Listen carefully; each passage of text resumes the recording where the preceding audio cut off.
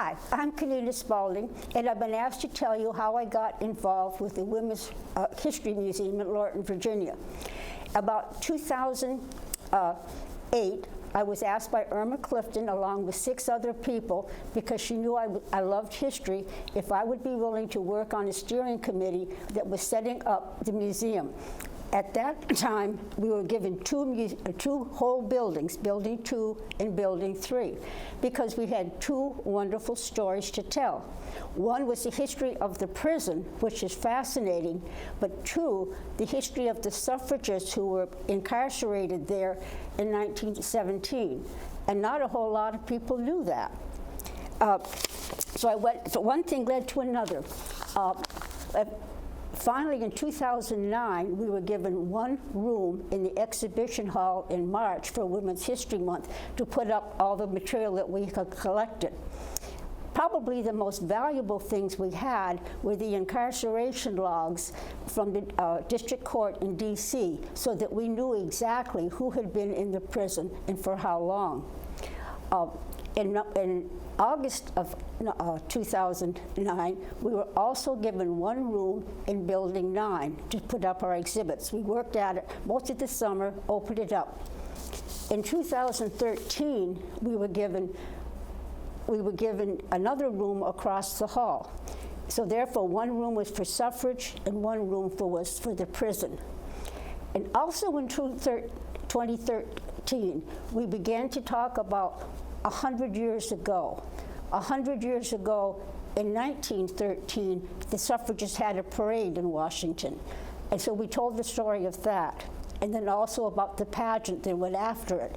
And so then every month after that, I began coming up with some kind of a special exhibit that happened 100 years ago, or that told about what was happening 1 year ago.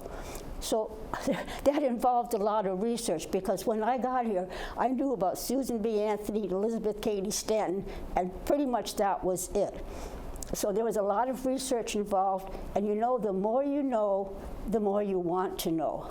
And so we had an exhibit on the lobby cards that the women had done, about the newspaper they did. And then I began researching individual women, like Nina Allender, who did the cartoonist for them. It's very forceful. Also, I wanted to know how they were organized, what their tactics were. And then we got to 2017, 100 years ago. And we followed that with a special exhibit every month, from January, which was 100 years since the first pickets were there, through June, when the first time that they were arrested. And at that time, you learn to do what you need to know how to do. And so with a good friend of mine, we put together a DVD about the first time that they were arrested, and then in July were sent down to Occoquan. We ended up with 2 more DVDs, which have been shown at Green Spring, and many of the residents here have seen them. And then it finally ended up at the last of 2017. At the same time we did the second DVD, I also had to write a script for some professional actors that were performing at a celebration for that. Also, early on in probably 2014, I began interested, wait a minute, we know the people that history writes about, but what about these women that we've got in these logs? And I set upon the project of trying to find a picture of each one of the women. It involved, some of them you could find right away, but others I would try to go to the libraries. I had best luck sometimes with hometown newspapers or hometown history societies. And I began to find behind each one of these women was an interesting story. There was a Mrs. Butterworth. She was from New York. She was a craftsperson. When she went into the workhouse one night, for some reason she was separated from all the other women and thrown in with the men, and allowed to be there all night long. I've never found out the reason why they did that, but we can imagine it was just part of the trying to terrorize them.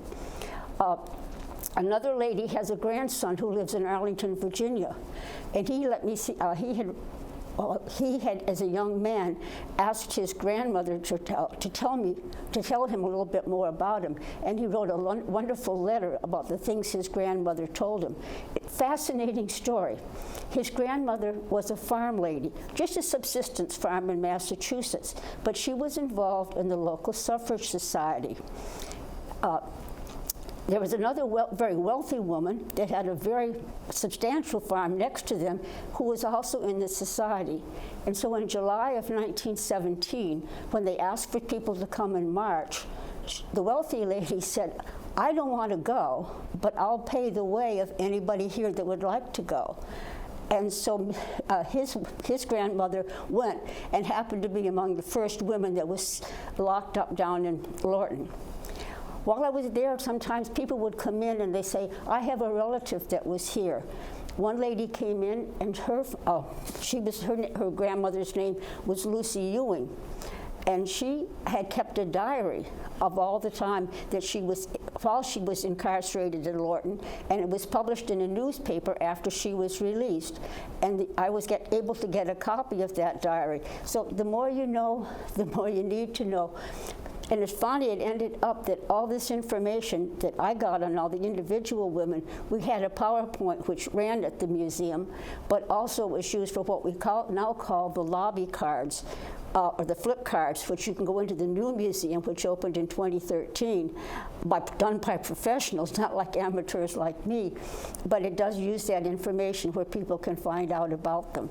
I liked history. I come from a Scottish background where I have been very lucky. People in my family kept records of their family, and I got some of their stories of what happened to them. So that was part of it. And also in school, I was blessed with very good history teachers, and so I just got interested in that as well. And when I retired, a friend of mine gave me a little round circle with the letters TUIT, and he said, "Now you can get around to it, all the things that you were going to do." And one of those, my husband's family had been given a box of Civil War letters, and they had just sort of been passed along and ended up with us. So I took those out and transcribed them and then published a book of them. And so that was what led somebody, "Oh, you're interested in history, would you like to be on our commission?" So that's the way things go together. The last tour I had at the museum was just before the total shutdown, and it was a group of teenage scouts, from Young Scouts. And I had said, well, this was the first tour I had done in the new museum. And in the old one, we had a lot of pictures to deal with. But this one, I said, I've got to come up with something different. So I made an index card, and I gave it to each girl with the name of a suffrage, sent her to the lobby cards, and said, okay, you need to find out about one of these people. And then later on, after they'd seen the movie, all right, who is Lucy Ewing? And that girl had to stand up. The people were so impressed with that, really enjoyed that so much, that they said, could we make permanent cards for you to use? And so over this last few months, the Girl Scouts and I have been working together all through just phone calls and computers. But they have done that, and at some time when we can open up and get more people, we will do that. Their dedication to what they wanted, to what they believed in, that they were willing, some of them were willing to risk everything. Some of them did, but also I got interested also in the different groups, because there was this one group that was very militant, but there was another group that was probably more conservative and wanted to work within the existing structures, and really it took both groups to get the job done, because it began back in the 1840s with Susan B. Anthony and Elizabeth Cady Stanton. And another thing that I did in the research, I got very interested in the different, I came across the black women's history, black women's clubs, and they were started after the Civil War, and they met in different cities. Ida Rose Barnett, who has become a personal heroine to me, was one of the ones there. and they were wanting to teach the black women and help to raise them from slavery and to educate them. And some of them led very remarkable lives. And beginning in, I think in 2015, every year for February and March, we had an exhibit of these women and the things that they accomplished. What I would like to say to the young people today, you don't know how far we've come. And it's, you get what you can at the time and take that step and go on. But there has been so much done. I'm of a generation when, well, even when I moved to Springfield, it was a Springfield Boys Club. Girls were not allowed to play sports. When I was in school, it was just the basketball. You just played intramural, and even at that, the guards couldn't go over the center line. I can remember not being able to go fishing with all the guys because I was a girl. So we've come a long, long way since then. And we have ways to go, sure, but step by step, we'll get there.